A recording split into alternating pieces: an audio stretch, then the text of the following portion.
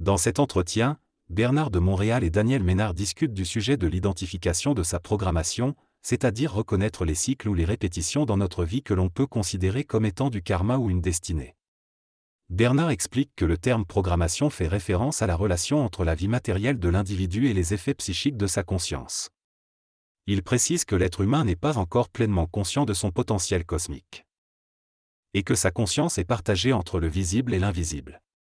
En conséquence, il subit une programmation qui crée des obstacles à son évolution. Cependant, avec le temps, l'évolution de la conscience et la compréhension des lois invisibles, l'individu peut neutraliser sa programmation et devenir libre. On souligne que l'homme n'est pas encore un être libre car il est limité par son ego et qu'une certaine programmation est nécessaire pour son évolution. Cependant, avec le temps, l'homme peut atteindre l'équilibre et commencer à exprimer sa conscience créative dans le monde matériel. La programmation peut être le produit de l'intervention d'entités dans le monde astral ou de forces cosmiques hiérarchiques. Si l'homme est connecté au plan astral, il sera assujetti aux lois de la mort. En revanche, s'il est en contact avec les hiérarchies cosmiques de l'intelligence, il pourra comprendre les lois de la vie et se libérer de la programmation. La programmation est à la fois individuelle et collective, et l'évolution de l'individu lui permet de subir moins la programmation collective. Lorsqu'une personne entame un processus de déprogrammation, elle se dégage progressivement de la collectivité. La programmation impose certaines expériences à l'homme, mais lorsque celui-ci devient conscient, il peut vivre sa vie de manière ouverte plutôt que fermée, c'est-à-dire en ayant une compréhension de sa raison d'être et de son cheminement. En résumé, selon le conférencier, les individus sur Terre ont une compréhension limitée de leur existence. Ils peuvent avoir une idée de ce qu'ils veulent réaliser dans leur vie, mais ils n'ont pas conscience du phénomène de la conscience humaine. Ils vivent donc de manière semi-consciente ou inconsciente en réagissant aux impulsions de leur programmation. Certains individus ont une programmation plus favorable que d'autres et peuvent avoir une vie plus agréable, mais cela ne les empêche pas de faire face à des obstacles et des échecs. De défaite fait partie de leur parcours. Le conférencier mentionne également que certains individus ont des programmations plus spécifiques, ce qui les amène à accomplir une certaine mission sur Terre. Par exemple, Bob Hope avait pour mission de représenter le lien entre le gouvernement militaire américain et l'amour pour les soldats. Cependant, tous ces individus vivent encore à l'intérieur d'une programmation fermée, ce qui les limite. Pour accéder à une programmation ouverte, ils doivent acquérir une certaine conscience des lois invisibles de la vie et de l'existence. Cela les ouvre vers le monde invisible et leur permet de s'affranchir de la répétition mécanique de comportements et d'expériences cycliques. La conscience de l'invisible conduit l'individu à cesser de vivre autant d'expériences et à se tourner vers la conscience créative. Cependant, il n'est pas suffisant d'être simplement informé, car cela nécessite une réelle compréhension et une connexion avec ce monde invisible. C'est seulement alors que l'individu peut se libérer de sa programmation fermée et accéder à une programmation ouverte. La transition de la programmation fermée à la programmation ouverte est un passage nécessaire pour atteindre une plus grande conscience. Cependant, cela ne signifie pas que tous les problèmes de la vie seront résolus une fois que l'on est dans la programmation ouverte. En fait, les dangers et les difficultés peuvent être encore plus grands dans cette nouvelle phase. Le passage vers la programmation ouverte nécessite non seulement une prise de conscience, mais aussi une réelle intelligence pour neutraliser le pouvoir de la programmation sur notre vie. Les personnes qui ont une certaine conscience de l'invisible ou qui communiquent avec le plan astral peuvent vivre des expériences pénibles s'ils ne comprennent pas les lois occultes de cet univers et ne sont pas suffisamment intelligents. Bien qu'à long terme, il soit préférable d'être dans une programmation ouverte, cela peut être difficile au début car l'individu doit apprendre à fonctionner avec le monde invisible tout en gérant les aspects matériels de la vie quotidienne. De plus, beaucoup de personnes nouvellement conscientisées peuvent se sentir déconnectées de la réalité, avoir du mal à garder un travail, à gérer leurs relations ou à gérer leur entreprise. Le passage de la programmation fermée à la programmation ouverte fait partie intégrante du processus de vie, mais cela demande du temps. Pour atteindre une intelligence intégrale, il est important de se rappeler que cette transition est déjà écrite et que nous sommes nés pour évoluer vers une autre forme de conscience. Au regard de ces considérations, certaines personnes pourraient être tentées de simplement se laisser aller dans la vie, en acceptant ce qui se produit, sans créer de résistance. Cependant, cela ne garantit pas nécessairement une meilleure expérience de vie, car nous ne semblons pas avoir un contrôle absolu, que ce soit dans la programmation fermée ou ouverte. Le principe de laisser aller est plus applicable dans une programmation fermée que dans une programmation ouverte. Dans une programmation ouverte, l'individu est souvent trompé par des illusions spirituelles, occultes ou ésotériques. Au fil du temps, s'il dépasse ces illusions, il pourra atteindre une programmation créative où il est en fusion avec la source et exprime sa créativité sur le plan matériel. Le but des programmations, qu'elles soient ouvertes ou fermées, est de faire réaliser à l'homme qu'il n'a pas le contrôle sur sa vie. Dans une programmation fermée, l'homme peut avoir l'impression de contrôler sa vie, mais on finira par lui montrer qu'il n'en a pas le contrôle. Dans une programmation ouverte, l'homme peut avoir l'impression qu'il a le contrôle sur sa vie, mais il réalise qu'il n'a pas la volonté suffisante pour le faire. Il se rend compte de ses limites et de son manque de puissance intérieure. La volonté est une grande chose, mais elle devient utile chez l'homme lorsqu'elle se personnifie.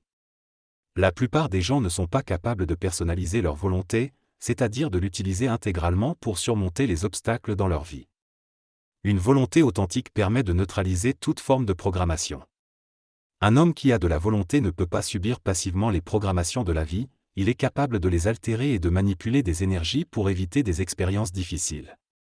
Pour atteindre cette volonté et cette puissance intérieure, il faut que l'homme n'ait aucune illusion à aucun niveau, ni envers lui-même, ni envers les autres, ni envers la société. Une conscience intégrale est nécessaire, c'est-à-dire une conscience qui ne tolère aucun obstacle. Il est possible pour l'homme de neutraliser certains obstacles selon son niveau d'évolution, mais dans la mesure où il a atteint une conscience intégrale, il réussira à les neutraliser complètement. Dans cette conversation, D de Montréal, Boulevard M explique que pour éviter d'être limité ou prisonnier d'une programmation, l'être humain doit être centré et ne pas succomber à des illusions. L'individu centré ne se sent pas programmé par les événements extérieurs et ne personnifie pas les obstacles, contrairement à celui qui se laisse manipuler par la programmation. BDM souligne que les obstacles ne font pas réellement partie de la programmation, mais plutôt de nous-mêmes. La programmation est une illusion cosmique imposée à l'homme sur Terre, et tant que l'homme vit dans l'illusion, il sera soumis à la programmation. Le journaliste DM demande alors comment un individu peut changer une programmation qui se répète continuellement. BDM répond que cela nécessite une force intérieure pour modifier notre état ou notre vibration. Il faut détruire mentalement les obstacles qui se présentent, sans se questionner sur la façon de les détruire.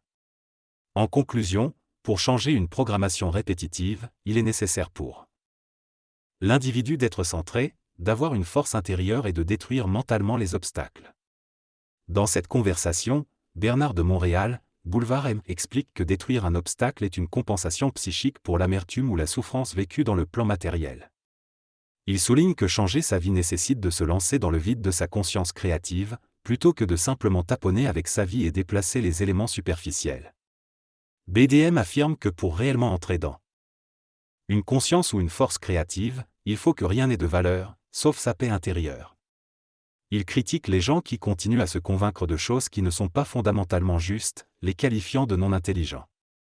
BDM explique que l'intelligence consiste à s'assurer en permanence de la continuité harmonique de sa vie personnelle.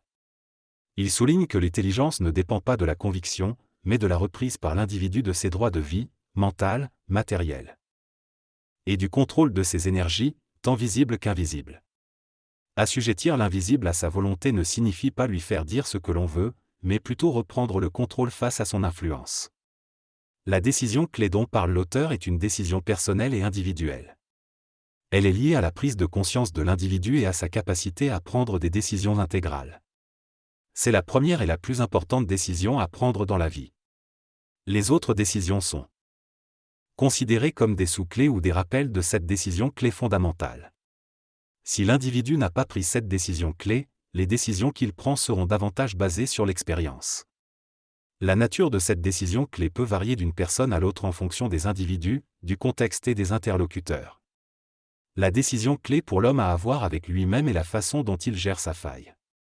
Chaque individu a une seule faille avec plusieurs embranchements, qui peut être identifiée à travers les expériences de vie.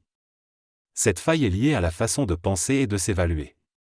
Elle peut se révéler lorsque tout s'effondre ou lors d'une expérience bouleversante. Il n'est pas nécessaire de vivre une torture mentale ou physique pour identifier sa faille, mais cela dépend de l'expérience et de la programmation de chaque individu. Parler de soi-même ne suffit pas à identifier la faille, il faut vivre des expériences qui la mettent en lumière. C'est dans l'action que l'homme découvrira sa faille et pourra prendre une décision par rapport à celle-ci. Lorsqu'un homme se fait plaquer par sa petite amie ou se rend compte qu'il ne réalise rien dans sa vie, cela peut créer un choc qui met en évidence sa faille. Ces événements catalytiques amènent l'homme à être confronté à sa faille, et s'il est capable de la surmonter, il pourra aller plus loin dans son expérience, sinon il ira par en bas. La décision se fait dans l'individu lui-même, qui est souvent troublé dans sa pensée et en souffre. Avec le temps, lorsque le taux vibratoire de l'esprit et des émotions change, il devient plus facile de prendre une décision, mais souvent il n'y a plus de choix car la personne qui a causé la blessure ne reviendra pas. Changer de personne peut aider à rééquilibrer les vibrations, mais cela ne résoudra pas le problème en soi. L'homme sera toujours confronté à sa mémoire, mais s'il est suffisamment intelligent, il pourra mettre sa mémoire de côté et refaire sa vie. Pour être totalement libre de ces conditions, il devra réorganiser sa vie et la reprendre sous son contrôle. Dans cette discussion, il est question de la liberté d'une personne dans laquelle elle se libère de ses valeurs et de sa façon de penser par rapport à son passé.